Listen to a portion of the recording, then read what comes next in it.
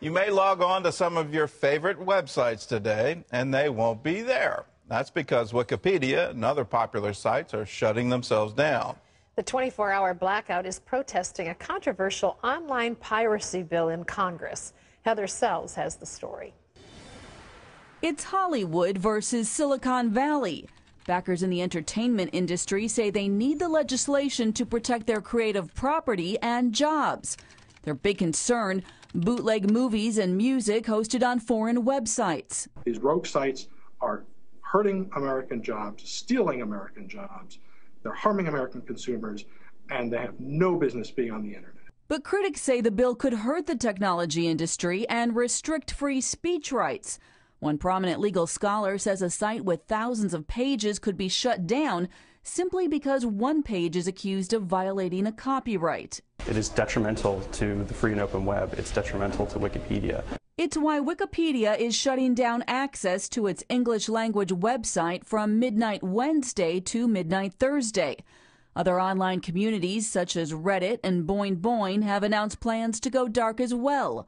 They're hoping that consumers will notice and that Congress will kill the bill. If something like this does get passed, it creates a dynamic, a power, that it really does cut to the fabric of the internet, which is a free, sort of explosive area where innovation happens in a very organic way.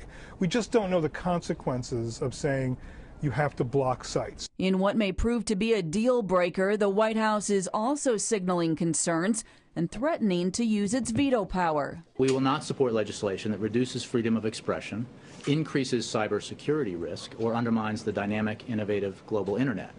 Heather Sells, CBN News. Well, underneath all of this is the business model for how entertainment gets produced in Hollywood. We've gone away from the advertising-supported business model of television, and primetime television dramas are entirely supported by advertising dollars.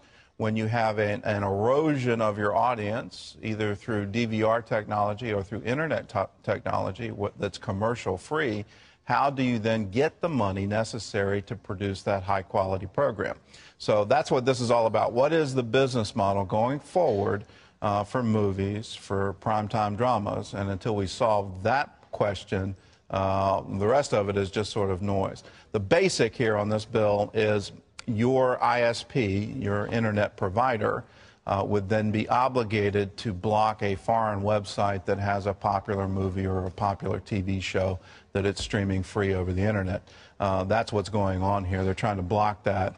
You can shut down, under U.S. law, you can shut down any U.S.-based server that's doing that. The problem is you can't do it if you're in Lithuania. So what's the secondary thing? Well, let's stop the internet service provider and give them a list of blocked websites that they can no longer stream to your home. That's what this bill is all about.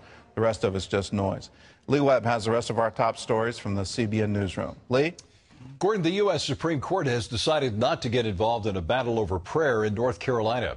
Forsyth County commissioners begin their meetings with prayer, but a federal court ruled that a majority of those prayers are Christian and therefore considered a government endorsement of a religion.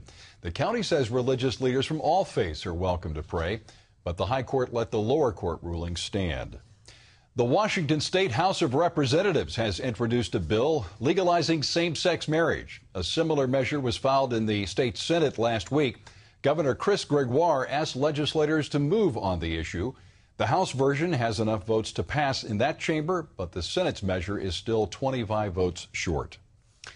The Republican-controlled House of Representatives is set to vote today against raising the country's borrowing limit by another $1.2 trillion, but the vote is only symbolic since the measure is not expected to stand in the Senate. Under last summer's bipartisan budget agreement, the debt ceiling is automatically raised 15 days after the president notifies Congress that the government is nearing its $15.2 trillion cap. The president's veto power also guarantees the increase will go through and the nation will not face the debt crisis stalemate we faced last summer. But the vote shows how upset many voters are, and members of Congress as well, at the rapidly growing national debt. Gordon, this is something like, your children coming home from college. They've maxed out their credit card, and they said, hey, Dad, let's just go ahead and get some more credit here on this credit card.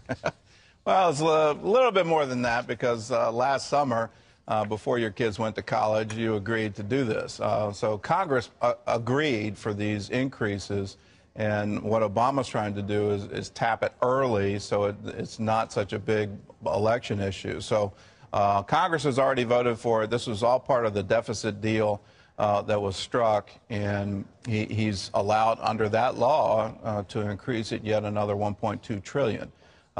But these issues, I think whoever becomes president this year, whoever that is, my father has said it's like someone becoming pilot of a plane that's getting ready to crash. How do you pull us out of this dive? At that point in time, we're probably looking at $16 trillion in national debt, and we make Greece look tame. The amount of debt that we've accumulated. And the underlying problem is not discretionary spending. Bank of America issued a report. If you eliminate all discretionary spending from the federal budget, that there is zero going out for all these departments, all of that is gone, you haven't solved the problem. And then they add this chilling thing. If you get rid of all military spending, you still haven't solved the problem. Combine the two, all discretionary spending, all military spending, you haven't solved the deficit problem. So until we come to grips with the entitlement programs, Medicare, Medicaid, and Social Security, and change the eligibility for those programs, we won't even come close to solving our deficit.